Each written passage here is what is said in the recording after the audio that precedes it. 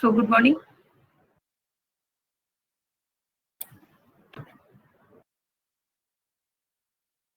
कल तक जितना पढ़ा था उसमें कोई प्रॉब्लम है तो पहले पूछ लीजिए. Is there any problem regarding what we have already covered? Is there any doubt, then you can ask. Otherwise, we will move forward. First of all, let me ask some questions from you guys. Afterwards, you can read the blogs.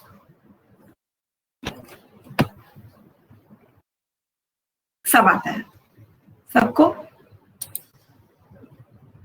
बताइए जरा 42nd constitutional amendment act से preamble में क्या क्या add किया गया था.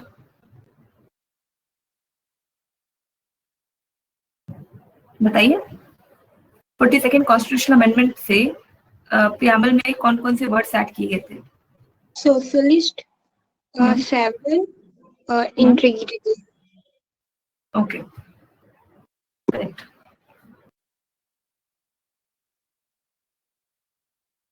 अच्छा, इंडियन पार्लियामेंट कंसिस्ट ऑफ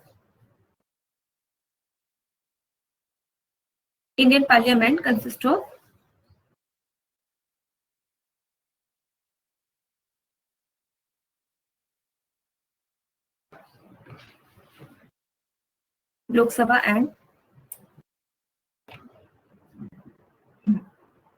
ठीक है. Very good Shivam Payal. But how do we calculate special majority. Special majority कैसे कैलकुलेट करेंगे.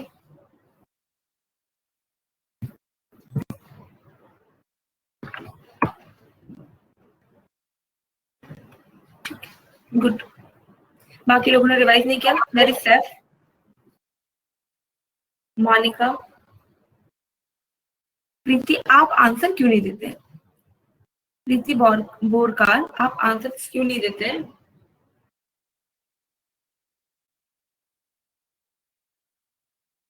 Very Nandini. Nandini you are not answering. ये सारी चीजें नहीं पता आपको.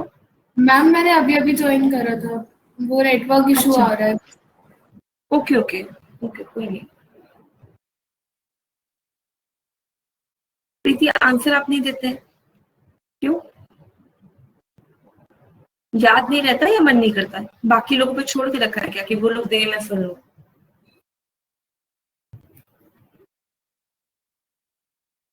नहीं आज दिखे नहीं आप कहीं भी.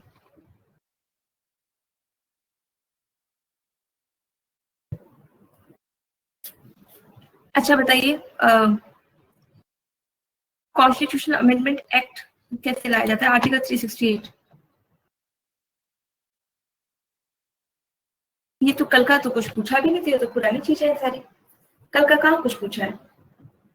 Constitutional amendment act article 368 who can define, जो अनम्यूट करके डिफाइन कर सके। मैम आर्टिकल 368 है, इसके दो प्रोसीजर है, एक जो फेडरल स्ट्रक्चर इफेक्ट ना हो और एक जहाँ फेडरल स्ट्रक्चर में थोड़े चेंजेस हो। जो फर्स्ट होता है जिसमें इफेक्ट ना हो, उसमें पहले हमें ये इंट्रोड्यूस करा, हम किसी भी हाउस में इसे इंट्रोड्यूस करा सकते हैं इस बिल को, और इसको बोथ द हाउसेस को स्पेशल मेजॉरिटी से पास कराना होता है, और उसके बाद ही प्रेसिडेंट को ये बिल जाता है असेंड करने के लिए। और जो सेकेंड प्रोसीजर होता है जिसमें ऑफ चेंजेस होते हैं फेडरल स्ट्रक्चर में, उसमें भी यही होता है, पहले हाउस में इंट्रोड्यूस होता है, फिर बोथ द हाउसेस को स्पेशल मेजॉरिटी से करना होता है, पर उसके बाद जो स्टेट लेजिस्लेचर होता है उसको सिंपल मेजॉरिटी से भी पास कराना होता है, और उसके बाद ये प्रेसिडेंट के पास जाता है। Very good, very very good. अच्छा, सेशन ऑफ द पार्लियामेंट कितने सेशंस होते हैं? How many sessions are there? 3। Very good. अच्छा, what about protem speaker? Protem speaker क्या है?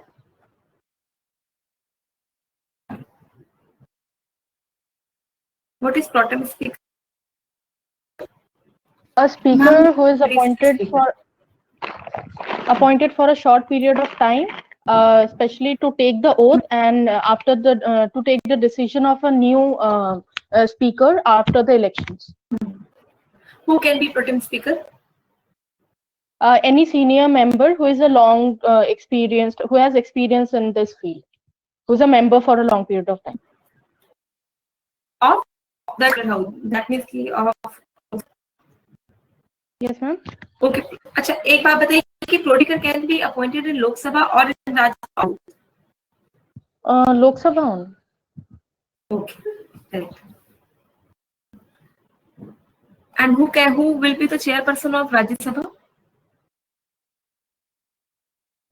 वाइस प्रेसिडेंट, जो एक्स ऑफिशियो होता है। Vice president. एग्जीक्यूटिव शुरू डाउट को पिछला सब समझ में आ गया है, तो आज से एग्जीक्यूटिव शुरू करें।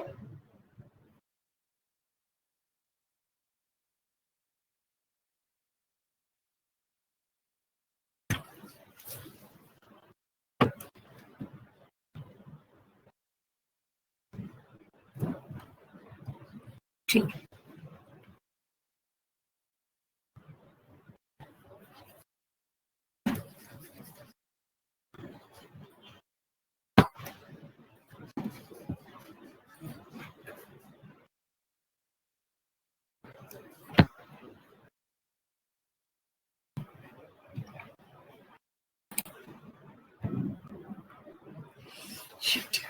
एक सेकंड। अच्छा, इलेक्शन कमीशन कौन से पार्ट में है? अब तक तो ये सब याद हो गया होगा ना। पार्ट 15। देखिए, दो तरह की डेमोक्रेसी का मतलब क्या होता है? जब हमने प्रीएम्बल पढ़ा था तो आपको डेमोक्रेसी का मतलब बताया था। What do you understand by democracy? Democracy का क्या मतलब है?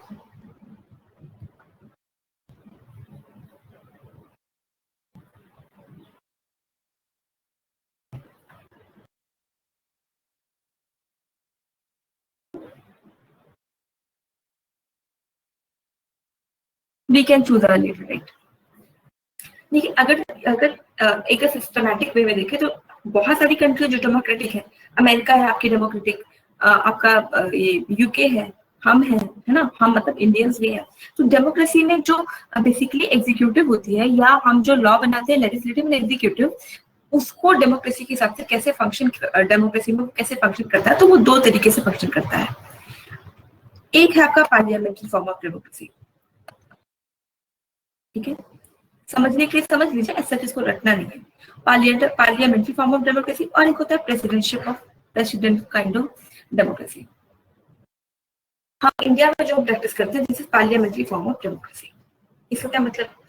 पार्लियामेंट्री फॉर्म ऑफ डेमोक्रेसी का मतलब कि ऑल्दो यहाँ पे रूल किसका है, हम लोगों का। हम क्या कर रहे हैं, अब हम सब लोग तो जाकर लोकसभा में नहीं बैठ सकते कि चलो हम सब लोग बैठ के लोकसभा में कानून बनाए, तो वी सिलेक्ट अवर रिप्रेजेंटेटिव, हम अपने रिप्रेजेंटेटिव का सिलेक्शन करते हैं, वो रिप्रेजेंटेटिव पार्लियामेंट में बैठते हैं और उसके बाद क्या करते हैं, वो बनाते हैं हमारे लिए कानून। ठीक, अब जो इंडिया का सिस्टम है that is parliamentary form of democracy, तो हम कैसे बनाते हैं कि सपोज करिए कि आप में से मुझे लगता है कि सबसे अच्छा बच्चा, लेट्स से, मतलब मुझे सब अच्छे लगते हैं, but let's say for example कि Payal SM is very very good student among you all. ठीक, अब इसमें मैंने अपना वोट इनको दे दिया, पायल को दे दिया। अब ये मेरी हो गई रिप्रेजेंटेटिव, तो इनका काम क्या है कि मेरे लिए यानी मेरी एरिया के लिए ये जो है जाके कानून बनाए, लॉ बनाए।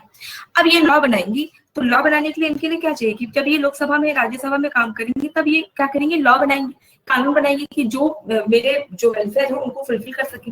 लेकिन मेरा वेलफेयर क्या है, इसके लिए इन्हें क्या करना होगा, मेरी कॉन्स्टिट्यूएंसी में आना होगा। यानी मैं कहाँ रह रही हूँ, मैंने नोएडा में, तो इनको बार बार नोएडा में आके देखना होगा ना कि नोएडा में प्रॉब्लम एक्चुअली क्या है। तो जब ये नोएडा में आएंगी तब ये क्या है, क्या ये रिप्रेजेंटेटिव काम करेंगे या मतलब रिप्रेजेंटेटिव का मतलब क्या है कि ये मेरा रिप्रेजेंटेशन कहाँ करेंगे, लोकसभा राज्यसभा में। पर मेरे ग्रीवांसेस क्या है, मेरे कंसर्न्स क्या है, इसके लिए जब ये नोएडा में आएंगी तो at that time she is not acting as a legislature. उस समय कानून बनाएंगे नहीं, मतलब जब ये फील्ड पे आएंगी, नोएडा में आएंगे, तब उस समय तो ये कानून नहीं बनाएंगी। उस समय तो ये चेक करेंगी कि जब ये मतलब जो लोकसभा राज्यसभा में एक्चुअली लॉ बन गए हैं, क्या उसका ग्राउंड लेवल पे प्रॉपर इम्प्लीमेंटेशन है। सेकंड थिंग कि मेरे और क्या क्या मेरे नीड है उनको भी ग्राउंड लेवल पे आके चेक किया जाए। तो जो पार्लियामेंट्री फॉर्म ऑफ डेमोक्रेसी की बात करते हैं तो यहाँ पे ओवरलैपिंग है किसके किसके बीच में, लेजिस्लेटिव और एग्जीक्यूटिव के बीच में। ठीक, लेजिस्लेटिव एग्जीक्यूटिव के बीच क्या ओवरलैपिंग का मतलब कि जो लोग लेजिस्लेचर में काम करते हैं, मतलब जैसे आपके प्राइम मिनिस्टर, आपके प्रेसिडेंट, तो जब ये लोग लोकसभा राज्यसभा में काम करते हैं तब ये लेजिस्लेटिव के पार्ट बन जाते हैं, यानी कि कानून बनाने वाले। जब ये लोग अपने फील्ड पे आके उसी चीज को चेक करते हैं तो ये क्या बन जाते हैं, एग्जीक्यूटिव, यानी कि लेजिस्लेचर और एग्जीक्यूटिव में ओवरलैपिंग है इंडिया में। और वो हम कहते हैं एग्जीक्यूटिव मतलब वो लोग जो कानून को इम्प्लीमेंट कराते हैं, यानी जो कानून बन गया उसको इम्प्लीमेंट कराने वाले एग्जीक्यूटिव होते हैं। तो ऑल्सो हम ब्यूरोक्रेट्स को कहते हैं कि they are the part of executive, but we are practising parliamentary form of democracy. और पार्लियामेंट्री फॉर्म ऑफ डेमोक्रेसी में लेजिस्लेटिव और एग्जीक्यूटिव में क्या है, ओवरलैपिंग है। तो जब वो लोग, मेरा रिप्रेजेंटेटिव जब आके मेरे ग्रीवेंसेस को चेक करेगा मेरी कॉन्स्टिट्यूएंसी में, at that time he was acting as a executive. फिर जब वो उस चीज को लेके लोकसभा और राज्यसभा में लॉ बनाएगा तो at that time what that person is become the part of the legislature. Legislative के दो पार्ट बन जाएंगे। आई बात समझ में। तो यूनियन एग्जीक्यूटिव में अब आप मतलब एग्जीक्यूटिव मतलब वो लोग जो कानून को इम्प्लीमेंट कराने का, कानून को लागू कराने का, यानी कि लॉ को मतलब इम्प्लीमेंट कराने का काम करते हैं। That particular bodies were formed और कॉन्स्टिट्यूटेड अंडर यूनियन एग्जीक्यूटिव। वो सब यूनियन एग्जीक्यूटिव के पार्ट है। तो अब यहाँ पे आपका प्रेसिडेंट भी आएगा, यहाँ पे आपके प्राइम मिनिस्टर भी आएंगे, यहाँ पे आपके काउंसिल ऑफ मिनिस्टर आएंगे। तो इसमें आपको कंफ्यूज नहीं होना है कि भाई ये एग्जीक्यूटिव कैसे हो गए, ये तो लेजिस्लेचर है। ऑल्दो दे आर लेजिस्लेचर, जब ये कानून बनाते हैं तब ये लेजिस्लेटिव है, जब ये कानून को इम्प्लीमेंट करते हैं तब ये एग्जीक्यूटिव के पार्ट बन जाते हैं। तो इसमें कंफ्यूज नहीं करिएगा कि जो है प्रेसिडेंट पढ़ रहे हैं तो प्रेसिडेंट तो पार्लियामेंट का फॉर्म था। आई बात समझ में, इतना समझ में आया। डेमोक्रेसी में दो पार्ट होते हैं, पार्लियामेंट्री फॉर्म, एक प्रेसिडेंट फॉर्म। प्रेसिडेंट फॉर्म से आपको नहीं समझना, प्रेसिडेंट फॉर्म आपके यूएस में प्रैक्टिस होता है, हमारे इंडिया में जो प्रैक्टिस होता है that is parliamentary form of democracy. इतना समझ में आया, कोई दिक्कत हो तो बताइए।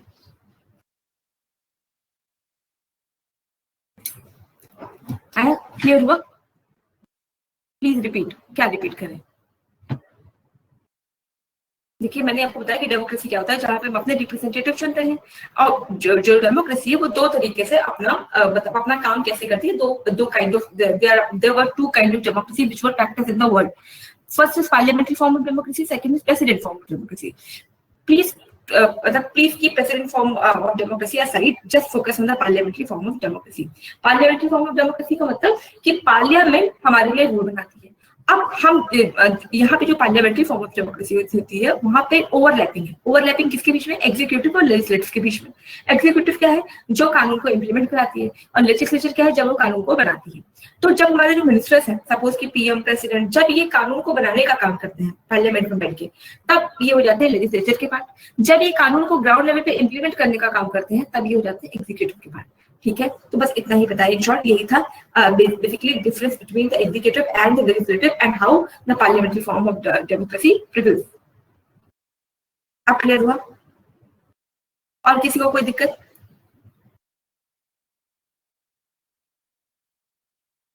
मोहम्मद अमन, आप न्यू हैं? आई थिंक मैंने पहली बार आपका नाम देखा। Mohammad Aman, are you new? Is this your first class? So are you able to getting the point? Are you connecting the dots? तो बाकी का प्रीवियस लेक्चर्स आप कैसे कवर करेंगे? प्रीवियस वाली चीजें कैसे कवर करेंगे?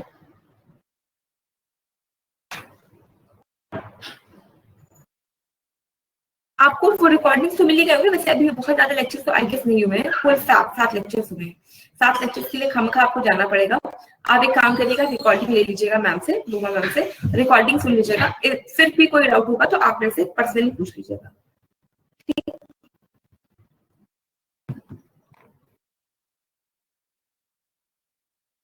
हाँ हाँ, दे तो दिया है पीडीएफ, सारा कुछ आपके पीडीएफ में, ठीक। तो अब जब जहां से एग्जीक्यूटिव की शुरुआत होती है वो है आपका प्रेसिडेंट ऑफ इंडिया, ठीक। तो प्रेसिडेंट ऑफ इंडिया आप शुरू करने जा रहे हैं। What is president of India? खैर सबसे पहले तो आप ये देख लीजिए कि यूनियन एग्जीक्यूटिव आपके पार्ट 5 का, मतलब पार्ट 5 में we are dealing with union executive, और आर्टिकल 52 टू आर्टिकल 78 इस जितना भी यूनियन एग्जीक्यूटिव में जो बॉडीज आती हैं वो सब आपके आर्टिकल 52 से आर्टिकल 78 तक इनकम पास होती है। और ये लोग क्या करते हैं, एग्जीक्यूटिव मतलब जैसे मैंने आपको पहले बताया कि ग्राउंड लेवल पे to implement the law is the work of union executive. यहाँ पे जो सबसे पहले शुरुआत होती है वो है आपके प्रेसिडेंट ऑफ इंडिया की, ठीक। तो प्रेसिडेंट ऑफ इंडिया के लिए सबसे पहले कॉन्स्टिट्यूशन में क्या प्रोविजन है? कॉन्स्टिट्यूशन ऑफ इंडिया में कहाँ पे प्रेसिडेंट ऑफ इंडिया के लिए बोला गया है? तो कॉन्स्टिट्यूशन ऑफ इंडिया में आर्टिकल 52 ये बोलता है that there shall be a president of India. और प्रेसिडेंट क्या होंगे? आपको ये तो क्या है, इंडिया की सबसे बड़ी पोस्ट है, तो इनको क्या कहते हैं? He is the first citizen of India. जो आपके प्रेसिडेंट होते हैं वो इंडिया के पहले सिटीजन होते हैं। इसके अलावा जो हमारे डिफेंस फोर्सेस होते हैं, डिफेंस फोर्सेस कौन कौन से? एयरफोर्स और नेवी और मिलिट्री, इसके सुप्रीम कमांडर होते हैं। और इसके अलावा ये जो जैसे तो जितने भी मिनिस्टर्स होते हैं सबको ओथ लेनी होती है, तो प्रेसिडेंट को भी ओथ लेनी होगी। अब सबको ओथ दिलाता है प्रेसिडेंट, प्रेसिडेंट को ओथ कौन दिलाएगा? ओथ मतलब समझ लिया? ओथ मतलब वही जो कटघरे में गीता पे हाथ रख के कसम खाते हैं, ये लोग संविधान पे हाथ रख के कसम खाते हैं। तो सबको जो है ओथ दिलाते हैं आपके president of India. President of India को ओथ कौन दिलाएगा? कभी देखिए प्रेसिडेंट की ओथ होते थे? प्रेसिडेंट को शपथ ग्रहण में शपथ कौन दिलाएगा? हिंदी थोड़ी पूछी थी, आम का मैंगो, मैंगो का आम।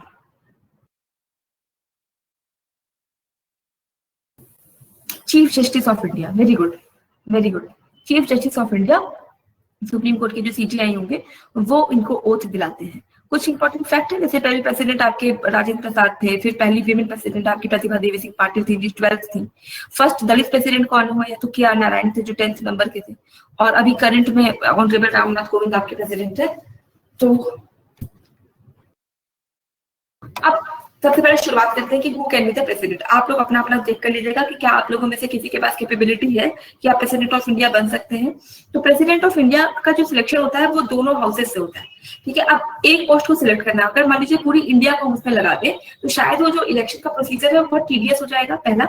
दूसरा क्या है कि हम बहुत ज्यादा रिसोर्स फुल कंट्री नहीं है, हमारे पास रिसोर्स का क्रंच होता है, ठीक है। तो अगर हम इतना सारा रिसोर्स किसी एक पर्टिकुलर बॉडी के इलेक्शन के लिए लगा देंगे तो हमारे इसलिए जो प्रेसिडेंट का इलेक्शन होता है वो बेसिकली दोनों हाउसेस जो लोकसभा आता है उसके मेंबर्स करते हैं। क्यों? क्योंकि लोकसभा राज्यसभा में बैठते भी वही लोग जो पीपल इलेक्ट करके भेजे हैं, तो इसका मतलब इनडायरेक्टली पीपल ऑफ इंडिया की ही पार्टिसिपेशन होती है किसमें? प्रेसिडेंट के इलेक्शन में।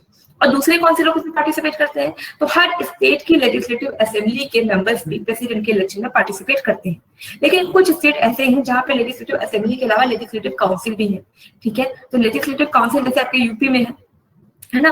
बाकी आपको गूगल पे सर्च करके ये बताना है कि कौन कौन से स्टेट इंडिया में है जहां पे लेजिस्लेटिव असेंबली के साथ साथ लेजिस्लेटिव काउंसिल भी है, ठीक। तो ये काम आप गूगल से करके रखेंगे, कल पहले मैं पूछूंगी उसके बाद जो है आगे बताएंगे, ठीक। अब इसको छोड़िए, लेजिस्लेटिव असेंबली के मेंबर्स भी प्रेसिडेंट के इलेक्शन में पार्टिसिपेट करते हैं। यानी प्रेसिडेंट का इलेक्टोरल कॉलेज कौन कौन बना? लोकसभा राज्यसभा के मेंबर्स और स्टेट लेजिस्लेटिव असेंबली के मेंबर्स, लेजिस्लेटिव काउंसिल के मेंबर्स नहीं, सिर्फ और सिर्फ लेजिस्लेटिव असेंबली के मेंबर्स और लोकसभा राज्यसभा के मेंबर्स, ये लोग कलेक्टिवली क्या करते हैं? प्रेसिडेंट का इलेक्शन करते हैं। इतना क्लियर हुआ? हाँ, विधानसभा के करते हैं। एक विधानसभा होती है और दूसरी विधान परिषद होती है। तो विधानसभा के मेंबर्स करते हैं और लोकसभा राज्यसभा के मेंबर्स करते हैं, ठीक है, प्रेसिडेंट का इलेक्शन। अब जरा सा चेक करिएगा, देखिए कौन आप लोगों में से कोई बन सकता है क्या प्रेसिडेंट। तो पहला तो है सिटीजन ऑफ इंडिया, तो आई गेस सारे सिटीजन ऑफ इंडिया होंगे जिनकी एज 35 ईयर्स हो चुकी है, जिन्होंने अपना 35 ईयर कंप्लीट कर लिया है, तो वो प्रेसिडेंट बन सकते हैं। दूसरा क्या है कि उसके पास इतनी कैपेबिलिटी होनी चाहिए कि वो लोकसभा का मेंबर बन सके, राज्यसभा का नहीं, लोकसभा का मेंबर बनने की उसके अंदर कैपेबिलिटी होनी चाहिए। मतलब that person should be qualified for the election as a member of Lok Sabha, वो जो है लोकसभा का मेंबर बनने की योग्यता रखता हूँ, याद रखिएगा, राज्यसभा की नहीं। इसके अलावा वो कोई भी प्रॉफिट, ऑफिस ऑफ प्रॉफिट को होल्ड नहीं करना चाहिए। ऑफिस ऑफ प्रॉफिट का मतलब होता है कोई भी ऐसा ऑफिस, कोई भी ऐसी कुर्सी या कोई भी ऐसा पोस्ट जिससे गवर्नमेंट ऑफ इंडिया के जो से सैलरी मिल रही हो, गवर्नमेंट ऑफ इंडिया से उसको किसी भी तरीके का बेनिफिट मिल रहा हो, कोई भी प्रॉफिट मिल रहा हो, तो वो इस तरीके की पोस्ट को होल्ड करता हुआ नहीं होना चाहिए। इसीलिए जब आपके प्रणब मुखर्जी, जो honourable Pranab Mukherjee, late honourable Pranab Mukherjee जब प्रेसिडेंट की पोस्ट के लिए उन्होंने वो किया था, तो उनको अपने फाइनेंस मिनिस्टर के पोस्ट से रिजाइन करना पड़ा था, क्योंकि आप ऑफिस ऑफ प्रॉफिट होल्ड नहीं कर सकते। तो क्या क्या क्वालिफिकेशन हुई? पहला कि वो सिटीजन ऑफ इंडिया होना चाहिए, तो आप सब लोग सिटीजन ऑफ इंडिया हैं, कंप्लीटेड 35 ईयर्स ऑफ एज। अच्छा, बाकी देख लेते हैं कि क्वालिफाइड फॉर द मेंबर, मतलब qualified for the election as the member of Lok Sabha. आप सब में से लोकसभा मेंबर बनने की अभी एबिलिटी किसके किसके पास है? लोकसभा का मेंबर कौन कौन बन सकता है आप में से? 25 ईयर्स प्लस कौन कौन है? 25 प्लस कोई है आप में से? नो वन, तो आप लोग नहीं बन सकते। फिर उसके बाद आप कोई ऑफिस ऑफ प्रॉफिट होल्ड करने हुए नहीं होने चाहिए। ऑफिस ऑफ प्रॉफिट क्या होल्ड करोगे? आप तो इसके लिए बैठे ही हो कि ऑफिस ऑफ प्रॉफिट आपको कोई मिले, ठीक है। उसके बाद 35 ईयर्स ऑफ एज होनी चाहिए। तो ये चारों चीज कर लीजिए। अगर एसएससी नहीं हुआ, कुछ भी हुआ, तो बाद में फिर प्रेसिडेंट बनिएगा। एक करियर ऑप्शन तो ये भी हो सकता है, फर्स्ट सिटीजन ऑफ इंडिया बनके। तो citizen of India, first citizen of India बनने के लिए क्या चाहिए कि आप पहले सिटीजन ऑफ इंडिया हो, आपकी 35 ईयर्स एज हो, मतलब आप कर चुके हो। दूसरा क्या है कि लोकसभा में बैठने की आपकी एबिलिटी होनी चाहिए, और आप कोई ऑफिस ऑफ प्रॉफिट होल्ड नहीं करेंगे। आई बात समझ में? उसके बाद क्या होता है कि मान लीजिए कि मुझे प्रेसिडेंट ऑफ इंडिया बनना है, नहीं मुझे नहीं बनना, चलो मैं आप लोगों में से किसी को बनाते हैं। सपोज कि शालीन को बनना है, शालीन को बनाना है प्रेसिडेंट ऑफ इंडिया। तो जब ये इलेक्शन कमीशन में जाएंगे कि भाई मैं I want to be a nominee for the president of India, तो एक 50 लोग, मतलब 50 मेंबर्स, या तो लोकसभा के या राज्यसभा के या दोनों मिला के, वो इनके साथ जाएंगे, इनको प्रपोज करेंगे। मतलब इसका मतलब शालीन खुद से नहीं कह सकती कि मेरे को प्रेसिडेंट बना दो। 50 मेंबर्स फ्रॉम द लोकसभा और फ्रॉम द राज्यसभा और फ्रॉम द बूथ, 50 लोग जाएंगे इलेक्शन कमीशन के पास कि हम इनको प्रपोज करते हैं, हम इन शालीन परवीन को प्रपोज करते हैं कि that should fight for the post of president of India. ये जो है फाइट करेंगी। इसके बाद ये क्या करते हैं, एक सम डिपॉजिट करना होता है रिजर्व बैंक ऑफ इंडिया में। तो शालीन परवीन को अगर प्रेसिडेंट ऑफ इंडिया बनना है तो 15,000 रुपीज का सम इनको आरबीआई में डिपॉजिट करना होगा। तो व्हाट मीन मतलब दो चीजें हो गई। पहला तो ये है कि अगर आपको प्रेसिडेंट ऑफ इंडिया बनना है तो आप खुद नहीं जाएंगे इलेक्शन कमीशन में बोलने कि मेरे को बना दो। 50 लोग या तो लोकसभा से या राज्यसभा से या दोनों से आपको प्रपोज करेंगे और 15,000 का आपको सम आरबीआई में सबमिट करना होगा। फिर जाके आप बनेंगे क्या, प्रेसिडेंट नहीं, नॉमिनी। फिर उसके बाद आपका इलेक्शन, मतलब अब आप इस एबिल हो गए हैं कि आप प्रेसिडेंट के इलेक्शन के लिए फाइट कर सकें। इतने में कोई डाउट है? इतना समझ में आया?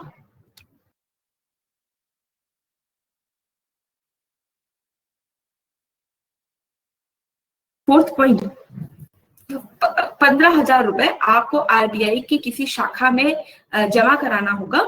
मतलब एक तरीके से होता है ना कि उसको क्या कहते हैं यार, जो 15,000 रुपए का एक एडवांस पेमेंट आपको रखना होगा आरबीआई के अकाउंट में, ठीक है, कि आप जो है इलेक्शन में पार्टिसिपेट करना चाहते हैं। ऊपर वाला कि 50 लोग आपको प्रपोज करेंगे, मतलब 50 लोग आपको, देखो मेरे को बहुत ज्यादा हिंदी आती नहीं है, 50 लोग आपको नामित करेंगे। किसके लिए? कि हम इनको एज अ नॉमिनी सिलेक्ट कर रहे हैं कि ये जो है राष्ट्रपति के पद के लिए एक सुनियोजित उम्मीदवार है, तो हम इनके नाम को प्रपोज कर रहे हैं, ठीक है।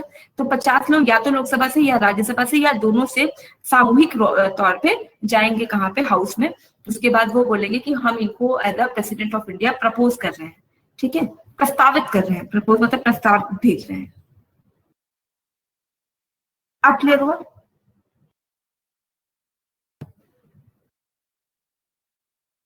ये स्टूडेंट हैव एनी ऑफ, मतलब आप कोई ऐसा पोस्ट, मतलब कोई ऐसा पद आपके पास नहीं होना चाहिए जिससे भारत सरकार के से आपको किसी भी तरीके का लाभ मिल रहा हो। सपोज कि आप एसएससी पास करके इनकम टैक्स ऑफिसर बन रहे हैं, तो आपको सैलरी मिलेगी ना, तो आप क्या हो गए कि आपको क्या मिल रहा है, भारत सरकार से कुछ लाभ मिल रहा है ना, तो वो लाभ आपको छोड़ना होगा, तभी आप मतलब राष्ट्रपति के पद के लिए उम्मीदवार बन सकते हैं। ठीक है, अब इससे ज्यादा हिंदी मुझे आती नहीं है।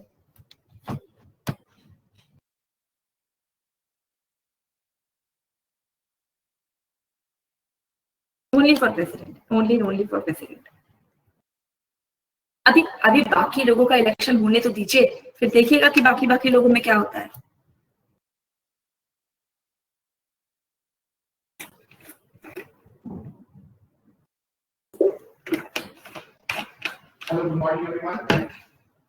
अब जिस तरीके से हम प्रेसिडेंट ऑफ इंडिया का सिलेक्शन करते हैं, उस तरीके को हम कहते हैं प्रोपोर्शनल रिप्रेजेंटेशन सिस्टम। ठीक, प्रोपोर्शनल रिप्रेजेंटेशन सिस्टम, जो हमने बाकी लोगों ने आपको बताया था, उसको कहते हैं यूनिवर्स एडल्ट फ्रेंचाइजी। यानी 18+ लोग जब किसी पोस्ट के लिए सिलेक्ट मतलब वोट डालते हैं, तो उसको कहते हैं यूनिवर्सल एडल्ट फ्रेंचाइजीज। पहली बात, जिस तरीके से हम प्रेसिडेंट का इलेक्शन करते हैं, उस तरीके को हम बोलते हैं प्रोपोर्शनल रिप्रेजेंटेशन सिस्टम। प्रपोर्शन दिया जाता है इसमें, ठीक है, इसे प्रपोर्शनेट वे में हम सिलेक्शन करते हैं। देखिए मैं इसको एकदम अभी बहुत कॉन्सेंट्रेट होकर सुनिएगा कि कैसे प्रेसिडेंट का इलेक्शन होता है। सपोज कि तीन लोग प्रेसिडेंट की पोस्ट के लिए अभी जो है नॉमिनेटेड है। ठीक है, जैसे पहला नाम है आपके सैफ का। सैफ ने बोला कि मुझे प्रेसिडेंट बनना है, ध्यान से समझिएगा, समझ में आ जाएगा। अगला मान लीजिए बोला एक महिला शक्ति भी रहेगी, प्रीति ने बोला, प्रीति बोरकर ने कि मुझे भी प्रेसिडेंट बनना है। अगला जो है वाई मोनिका ने बोला कि मुझे भी प्रेसिडेंट बनना है। अब ये तीन लोग क्या है, प्रेसिडेंट की पोस्ट के लिए नॉमिनेटेड है। देखिए प्रोपोर्शनल रिप्रेजेंटेशन का मतलब क्या होता है। यहाँ पे क्या होता है कि जो लोग सिलेक्टेड है ऑलरेडी, मतलब कि लोकसभा राज्यसभा के मेंबर और स्टेट लेजिस्लेचर के मेंबर, वही लोग प्रेसिडेंट के इलेक्शन में पार्टिसिपेट करते हैं। तो इनको क्या होना है, मतलब ये लोग क्या कहते हैं कि किसी निश्चित जगह पे किसी मतलब सर्टेन लोगों को ये रिप्रेजेंट करता है। जैसे मान लीजिए कि नोएडा से कोई यहाँ का मेंबर ऑफ रिप्रेजेंटेटिव, उसकी कोई मेंबर नोएडा से रिप्रेजेंटेटिव है, तो वो जितने नोएडा के लोग हैं, भले से उन्होंने उनको वोट दिया हो या भले से उन्होंने ना दिया हो, लेकिन क्योंकि वो पर्सन यहाँ से सिलेक्ट होके निकला है, तो क्या हो जाएगा, क्योंकि वो यहाँ से सिलेक्ट होके निकला है, तो वो यहाँ का रिप्रेजेंटेटिव बन जाएगा, वो यहाँ का रिप्रेजेंटेटिव हो जाएगा। ठीक, यानी कि वो नोएडा के लोगों को रिप्रेजेंट कर रहा है। यानी अगर उसने एक वोट दे दिया प्रेसिडेंट को, इसका मतलब हो गया पूरे नोएडा ने एक वोट दे दिया प्रेसिडेंट को। ठीक, तो इस तरीके से इस प्रोपोर्शनल रिप्रेजेंटेशन का मतलब ये होता है। देखिए प्रेसिडेंट का इलेक्शन कैसे होता है। सपोज कि सैफ, प्रीति और मोनिका, ये तीन लोग हैं जिनका इलेक्शन होना है प्रेसिडेंट के पोस्ट के लिए। ठीक, तो यहाँ पे ऐसा नहीं होता कि आपको जाके ईवीएम में बटन दबा देना है सैफ के आगे का, मान लो सैफ का साइन है एस, प्रीति का साइन है पी और मोनिका का साइन है एम, तो जाके वहाँ पे बैलेट बटन प्रेस कर दिया। यहाँ पे क्या होता है, आपको ऑर्डर देगा। सपोज कि मान लो कि मुझे वोट देना है सैफ, प्रीति और मोनिका में से, तो मुझे बोला जाएगा कि आप सैफ, प्रीति और मोनिका में से सबसे पहला नंबर, मतलब आपके हिसाब से सबसे पहला नंबर रैंक वन कौन होगा प्रेसिडेंट के पोस्ट के लिए। मैंने बोला कि देखो आई एम अ मतलब फीमेल, और मैं बहुत ज्यादा फेमिनाइन, मतलब ये जो फेमिनाइन को मैं सपोर्ट करती हूँ, फेमिनिज्म को, तो मैं तो चाहूंगी कि भाई प्रीति को नंबर वन बनाया जाए। मैंने बोला प्रीति नंबर वन। ठीक, अब मैं बोलूँ कि सेकंड कौन बनेगा, तो मैंने कहा मोनिका को मैं सेकंड रैंक दूंगी और सैफ को थर्ड दूंगी। ये मेरा वोट हो गया ख्याति का। अब अगला वोट मान लो कि मैंने पूछा लेट्स से कि साक्षी आप किसको नंबर वन बताएंगे, किसको मोनिका मतलब किसको सेकंड बताओगे, किसको थर्ड बताओगे। साक्षी जाए प्लीज रैंक, थोड़ा जल्दी रैंक करिए ताकि आज आपका इलेक्शन हो जाए। शिवम आप रैंक करो, साक्षी आप भी करो, शिवम आप करो। Very important topic on your days forward. ठीक है, ये 3, 2, 1 और शिवम ने दिया 1, 2, 3। ठीक, अब हम देखेंगे, मानते हैं कि अभी और भी हम देख लेते हैं, मतलब एक एक लिखेंगे तो बहुत टाइम लग जाएगा। ये देखिए 3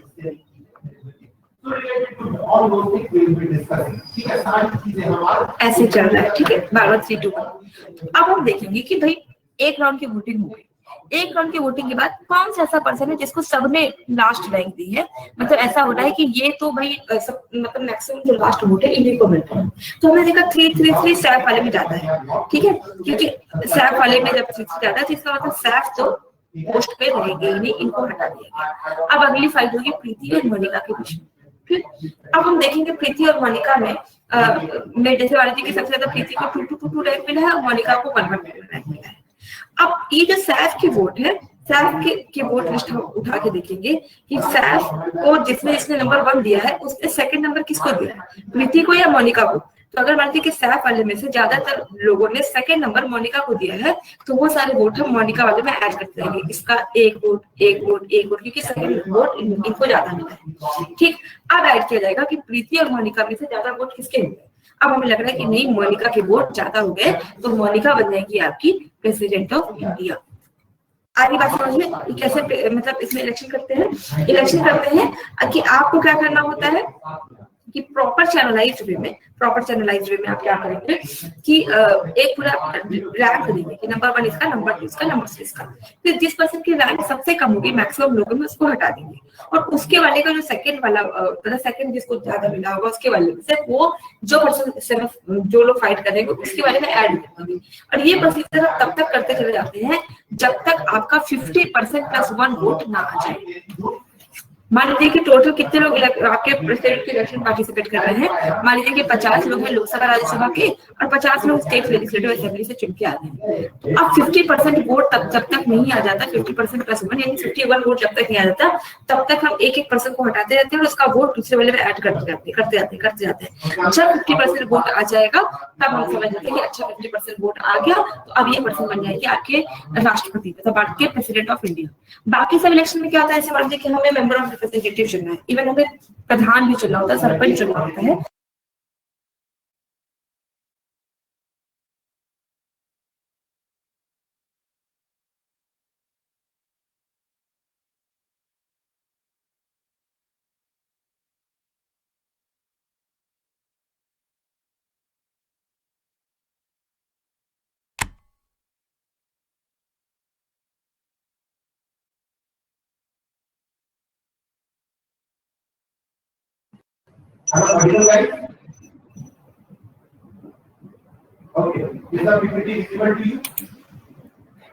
इतना क्लियर हुआ?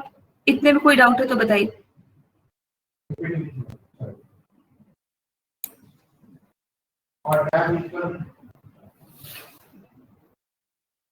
अब देखो, अब शायद 3 लोगों का प्रकट ले लिया मैंने। चलो ठीक है, चलिए सर स्टार्ट करते हैं अपन। इतना ये पीएससी पब्लिक सेक्टर कमेटी, ठीक। तो 10 जून तक याद रखना, 10 जून तक अपना कोर्स कंप्लीट फिनिश, ठीक है। Economy now see first of all what you can stand by PSC public sector undertaking का मतलब क्या होता है, ठीक है। तो देखो इसमें क्या वर्ड है पब्लिक, बताइए। सेक्टर अंडरटेकिंग, माना लिखा है वो लिखे है। अच्छा ठीक है, तो लिखा मैं फिर से इसमें देखते हैं आपको जितना बताइए। इतने में कोई डाउट है तो पहले पूछ लीजिए, फिर उसके बाद आगे बताते हैं।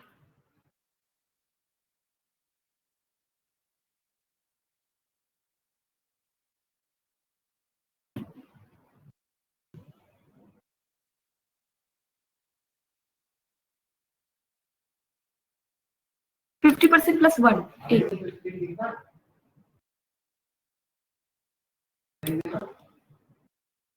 अभी स्क्रीन दिख रहा है।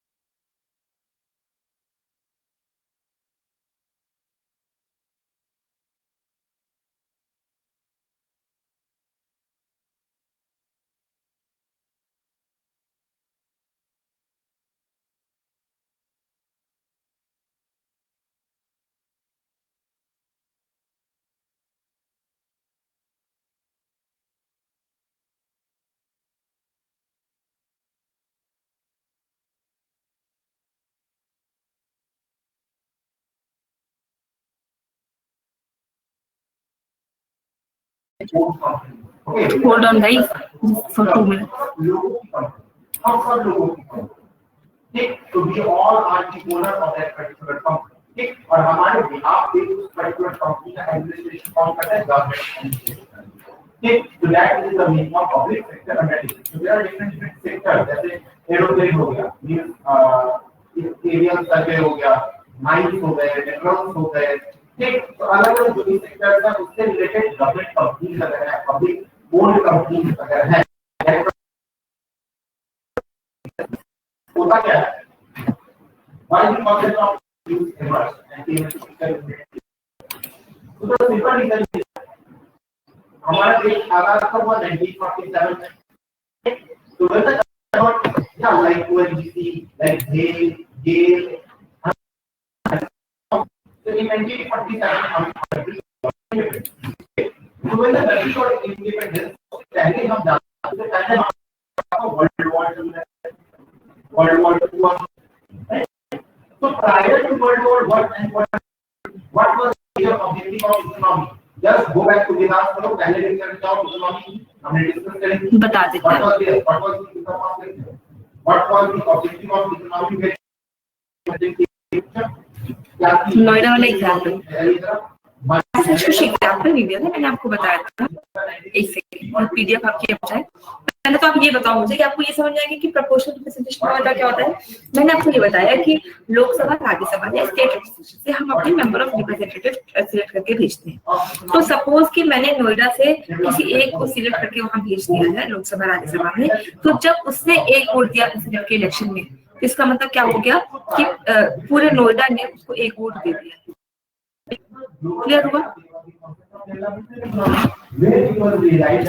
क्लियर हुआ बच्चे? अच्छा जरा बता दीजिए कि आपको पीपीटी अब विजिबल है या नहीं.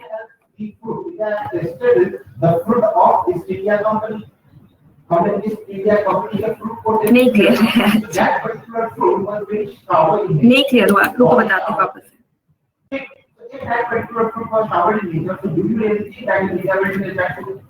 अच्छा रुको वापस से समझते हैं ढंग से.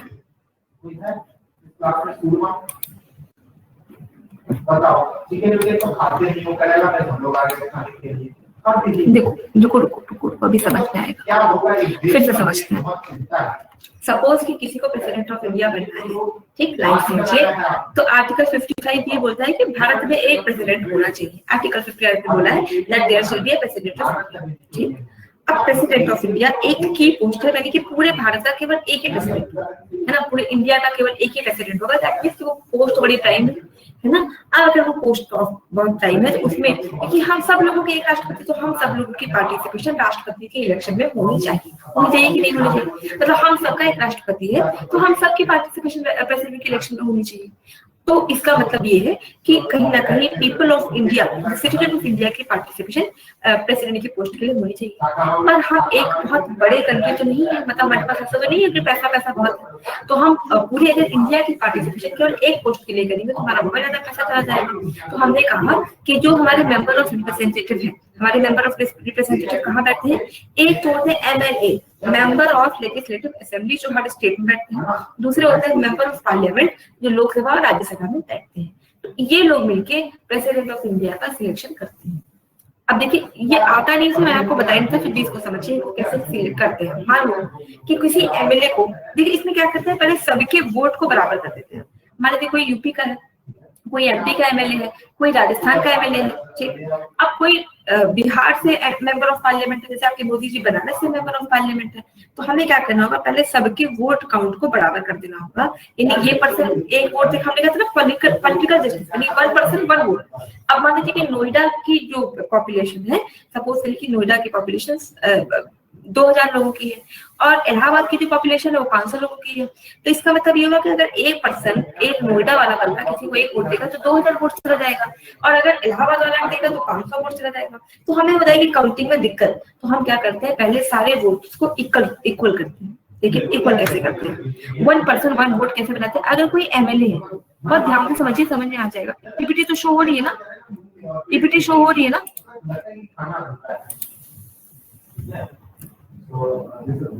अरे नहीं यार, मेरी मम्मी देखिए, अब देखिए अगर हमें एमएलए का वोट क्लियर करना है कि 1% 1 वोट बनाना है फॉर द स्टेट के लिए, तो जितनी भी पॉपुलेशन होगी उस स्टेट की, जितनी भी पॉपुलेशन होगी उस स्टेट की, मान लीजिए उस स्टेट की, मान लीजिए यूपी का हमें निकालना है कि यूपी की पॉपुलेशन है मान लीजिए 100, लेट्स से 100, हालांकि 100 नहीं है, कुछ दिनों बाद तो न्यूज आएगी, देखिएगा China first, India second, UP third in the name of population.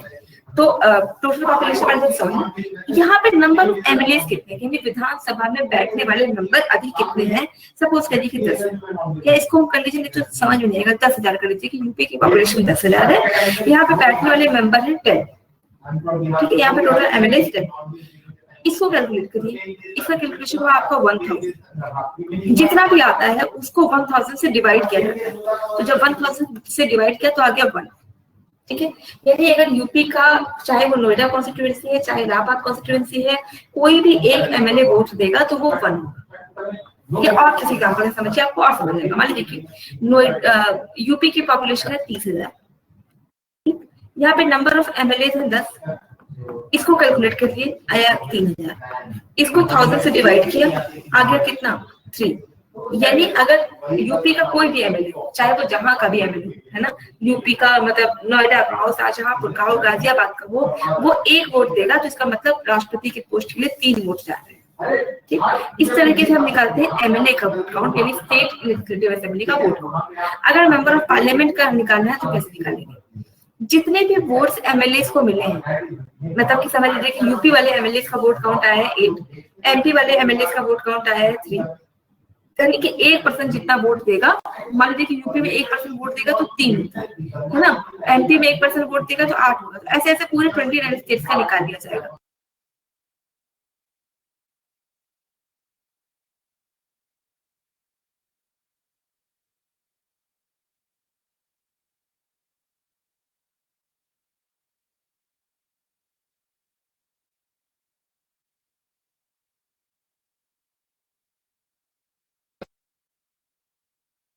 Vote count निकाल लिया, वोट काउंट निकालने के बाद जिस प्रोसीजर से हम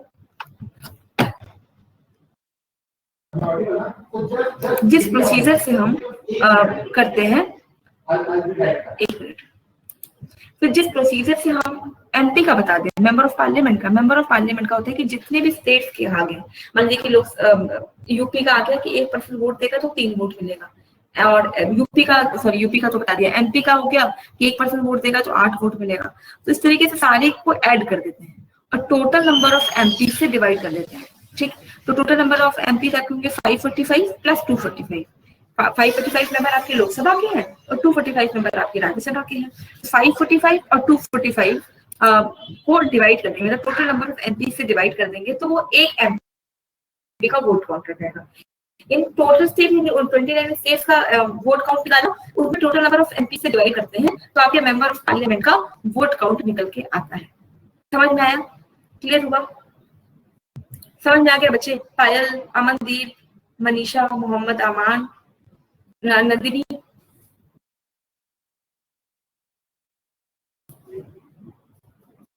अब जिस प्रोसीजर से उसको निकालते हैं वो होता है, वो प्रोसीजर आपके आर्टिकल 55 में दिया है, और किसी भी पर्सन को प्रेसिडेंट बनने के लिए 50% प्लस 1 का कोटा पूरा करना होता है, मतलब कम से कम आप 50% प्लस 1 वोट चाहिए, एब्सोल्यूट मेजॉरिटी चाहिए होती है, मतलब जितने लोगों ने भी चुना उसका 50%, उसमें एक और ऐड करेंगे तो 50% प्लस 1 वोट चाहिए होता है, ठीक। अब जिस प्रोसेस से आप प्रेसिडेंट को इलेक्ट करते हैं तो कहते हैं प्रोपोर्शनल रिप्रेजेंटेशन से आप प्रेसिडेंट ऑफ इंडिया को इलेक्ट करते हैं। प्रोपोर्शनल रिप्रेजेंटेशन का मतलब क्या हुआ कि सपोज इस क्लास से 3 लोग स्टैंड करते हैं प्रेसिडेंट के पोस्ट के लिए, जैसे अमनदीप स्टैंड करती है, मनीषा स्टैंड करती है और नंदिनी स्टैंड करती है कि मुझे बना दो या मुझे बना दो।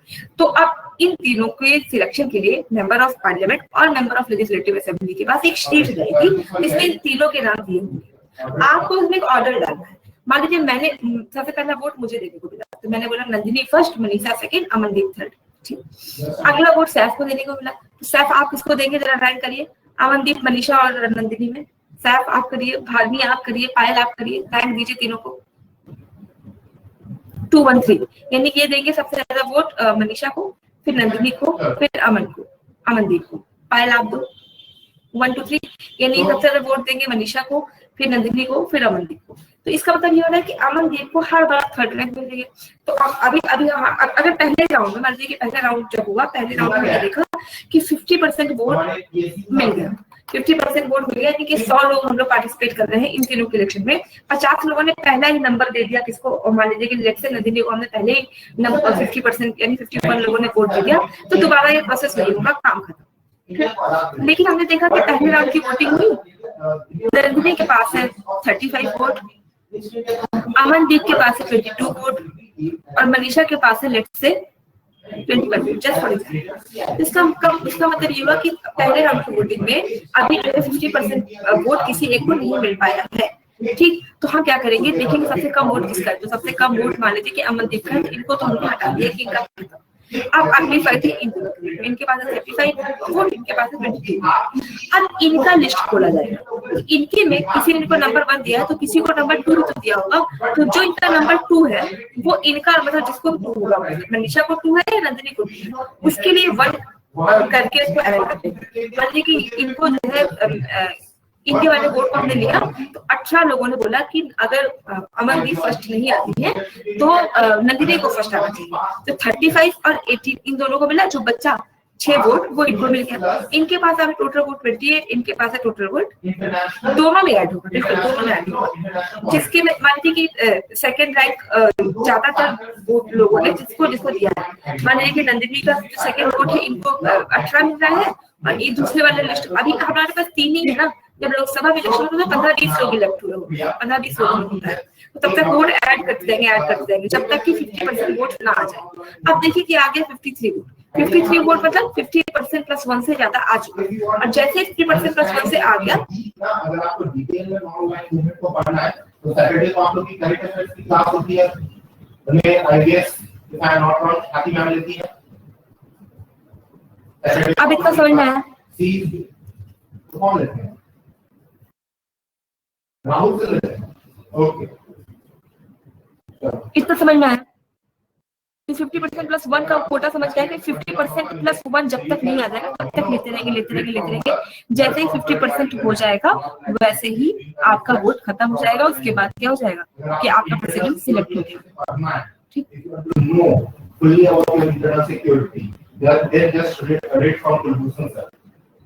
इतना समझ में आया, आगे बढ़े।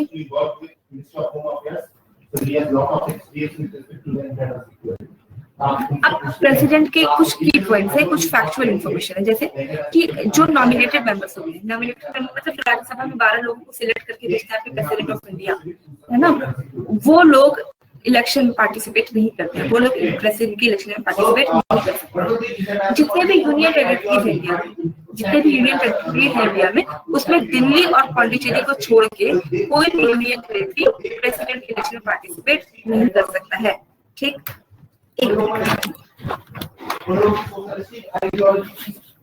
जो नॉमिनेटेड मेंबर्स हैं वो प्रेसिडेंट के इलेक्शन में पार्टिसिपेट नहीं कर सकते।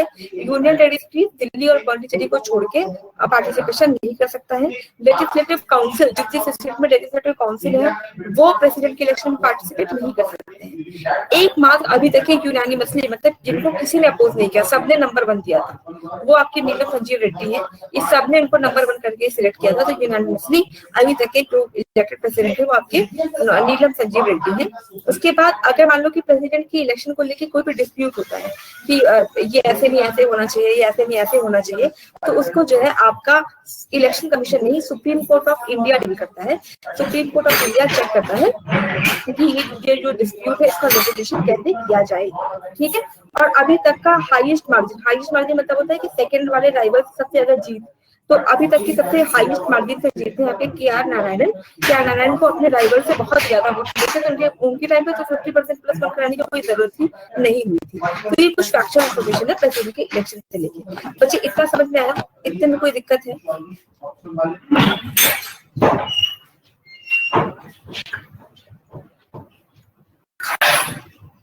कोई दिक्कत नहीं है। अब मान लीजिए कितने मुश्किल से हमने प्रेसिडेंट चुन लिया, तो कितने दिनों तक रहेगा? तो 5 इयर्स वो रहते हैं। कोई भी प्रेसिडेंट जब सिलेक्ट होते हैं तो 5 इयर्स वो ऑफिस में रह सकते हैं। क्या वो री इलेक्ट हो सकते हैं? एक बार प्रेसिडेंट बन गए तो क्या वापस से प्रेसिडेंट बन सकते हैं? तो बिल्कुल बन सकते हैं। अभी तक आपके डॉक्टर राजेंद्र प्रसाद है जो 2 बार बने हैं। अब उसके बाद हाँ, अगर मान लो कि बन गए तो ऐसा तो नहीं कि वो ऑटोक्रेट हो जाएंगे, तो क्या जब वो अपने पोस्ट पर रहेंगे तो क्या उनको उनकी पोस्ट से हटाया जा सकता है? तो अगर या तो वो रिजाइन करते हैं, वो खुद ही हट जाए कि भाई मेरे को नहीं बनना है, ठीक है, तो वो क्या करेंगे? अगर प्रेसिडेंट जो सबसे बड़ी पोस्ट है उसको अपना रेजिग्नेशन देना होगा, तो किसको रेजिग्नेशन देंगे? प्रेसिडेंट ऑफ इंडिया को अपना resignation vice president of India को देना होगा कि भाई मेरे को इस पोस्ट पे नहीं रहना, पहला। दूसरा कि अगर ऐसा हो जाए कि मतलब ये तो खैर उनका वॉलंटरी मतलब मन था कि मतलब उनको पोस्ट पे नहीं रहना, लेकिन सपोज कि कुछ ऐसे रीजन आ जाए जिसकी वजह से हमें लगता है कि अब ये पर्सन मिसफिट है, अब वो उसको प्रेसिडेंट ऑफ इंडिया नहीं रहना चाहिए। इस कंडीशन में क्या होगा कि हम प्रेसिडेंट को उसकी पोस्ट से हटा सकते हैं। जिस प्रोसेस से प्रेसिडेंट ऑफ इंडिया को उसकी पोस्ट से हटाया जाता है उस प्रोसेस को हम कहते हैं प्रोसेस ऑफ इम्पीचमेंट। इस प्रोसेस से प्रेसिडेंट ऑफ इंडिया को बहुत बड़ी पोस्ट है, तो उसको ऐसे तो नहीं कह सकते कि चलो निकलो निकलो हो गया तुम्हारा काम, तुमने ऐसा कर दिया है, इतने मुश्किल से सिलेक्ट किया है तो उतनी मुश्किल से प्रेसिडेंट को हटाया भी जा सकता है। आप याद करिएगा पहली क्लासेस हमने क्या कहा था कि इम्पीचमेंट का प्रोसेस हमने कहाँ से लिया है? Impeachment the process of impeachment has been taken from which country? मैंने आपसे कहा था कि अभी पढ़े बाद में ये सब रिपीट होगा। तो इम्पीचमेंट का प्रोसेस हमने किस कंट्री से लिया? यूएसए से। Very good sir. तो इम्पीचमेंट का जो प्रोसेस है, जिस प्रोसेस से प्रेसिडेंट ऑफ इंडिया को उनकी पोस्ट से हटाया जाता है, वो है प्रोसेस ऑफ इम्पीचमेंट। अब प्रोसेस ऑफ इम्पीचमेंट क्या है ये हम कल की क्लास में देखेंगे। कल की क्लास आपकी प्रेसिडेंट की लास्ट क्लास होगी, कल आपका प्रेसिडेंट ऑफ इंडिया खत्म हो जाएगा और कल हम फिर आगे बढ़ेंगे आपका इसके आगे की जो मतलब स्लाइड्स है उनकी तरफ। बहरहाल जितना अभी हमने कर लिया उसमें कुछ क्वेश्चन है, इसको आप सॉल्व करिए। Which article of the Indian Constitution says that there shall be a president of India? The industrial policy of 1956 was having a plan for, they wanted to go for the industrialization. Very good. Especially the heavy industries. But Who participate in the president's election? President के election में कौन participate करेगा? बताइए, इसको देख के बताइए। Private sector will be taking, there will be the PSUs who will be looking after the wealth creation, the generation of the capital. Okay, even the heavy industries was show नहीं हो रहा, show तो हो रहा है बेटा, वो नहीं हो रहा, शो नहीं हो रहा है। तो अच्छा आप ऐसे ही बता दो, बस यही तो पूछा, who can participate in the election of the president? of the industrial policy 1956 ये थी उनकी याद रखा और वहां पे बच्चे कंफ्यूज हो जाएंगे और राज्य दे देगा कि वो फॉर द हेवी इंडस्ट्री। ये बताइए कि क्या नॉमिनेटेड मेंबर्स पार्टिसिपेट कर सकते हैं? ये क्या नॉमिनेटेड अभी बताया था कि नॉमिनेटेड मेंबर्स? नो मैम, बहुत जल्दी भूल रहे, गजनी वाली मेमोरी करोगे क्या? चलो ये बताओ, बताइए प्रेसिडेंट ऑफ इंडिया बनने के लिए एलिजिबिलिटी क्या क्या होनी चाहिए? कौन बन सकता है, कौन बनेगा president of India? This is how the concept of PSU 35 years of age और citizen of India और लोकसभा का मेंबर होना चाहिए, बनने की एलिजिबिलिटी होनी चाहिए, एलिजिबिलिटी होनी चाहिए। और कोई कुछ याद आ रहा है? हाँ, ऑफिस ऑफ प्रॉफिट यानी कि कोई भी इसके पास ऐसा पोस्ट नहीं होने। देखिए गवर्नमेंट जॉब जिसको मत याद रखिएगा, ऑफिस ऑफ प्रॉफिट का मतलब होता है किसी भी तरीके से उसको गवर्नमेंट से कुछ भी नहीं मिलना चाहिए। मान लीजिए कि वो कहीं का एमएलए हो तो क्या प्रेसिडेंट बन सकता है? नहीं, क्योंकि उसको एमएलए है तो उसको सरकारी गाड़ी घर ये सब देना होगा ना, तो कोई भी बेनिफिट उसको गवर्नमेंट से नहीं मिलना चाहिए। वो बेनिफिट गवर्नमेंट ऑफ जॉब भी हो सकती है, वो बेनिफिट कुछ और भी हो सकता है। ठीक, तो अब जितना भी बचा बाकी की बातें आपसे कल करेंगे। कल तो आपकी क्लास होगी, पॉलिटिक्स क्लास तो नहीं ना। प्राइवेट तो कुछ भी कर सकते हैं, बेसिकली आप प्राइवेट कर सकते हैं, लेकिन आप प्रेसिडेंट ऑफ इंडिया मतलब एक जोक है कि उसमें बोलता है कि अगर मैं प्रेसिडेंट ऑफ इंडिया बन जाऊं तो मैं प्रेसिडेंट ऑफ इंडिया से ज्यादा कमा सकता हूँ। पर्सन बोलता है कि अगर मैं भारत का राष्ट्रपति बन जाऊं तो मैं देखो भारत के राष्ट्रपति से ज्यादा भी कमा सकता हूँ, क्योंकि वो ट्यूशन पढ़ाता था। तो उसने कहा कि मैं अगर मैं भारत का राष्ट्रपति बनूंगा तो मैं भारत के राष्ट्रपति से ज्यादा कमाऊंगा। तो लोगों ने पूछा कैसे? उसने कहा क्यों, ट्यूशन भी तो पढ़ाएंगे पार्ट टाइम, ट्यूशन का भी पैसा मिलेगा, तो मैं तो प्रेसिडेंट ऑफ इंडिया से ज्यादा कमाऊंगा। तो कोई भी प्राइवेट मेंबर होगा वो अगर राष्ट्रपति बन जाएगा भारत का तो उसको क्या जरूरत है कि वो चले प्राइवेट काम भी करे। ठीक है, तो बस यही है, ऑफिस ऑफ प्रॉफिट उसको होल्ड नहीं करना होना चाहिए। तो आज की क्लास को यहीं पर रखते हैं। कोई डाउट होगा तो आप कल पहले पूछ लीजिएगा, फिर क्लास शुरू करेंगे। प्रेसिडेंट थोड़ा इंपॉर्टेंट है, इसमें be attentive in the class, don't bunk the classes. नहीं, आज की क्लास को बस यहीं पर। Thank you so much. नहीं, ओन अ कंपनी कर लीजिए, ओन कर लीजिए कंपनी। फ्रॉम को जैसा आप मुझे बताइए, जब कब राष्ट्रपति बना तो उसने सब छोड़ दिया, तो छोटी मोटी कंपनी वाले तो तुरंत छोड़ देंगे, है ना। चलिए आज क्लास बस यहीं तक। Thank you so much. related to that, one of the main purpose, one of the main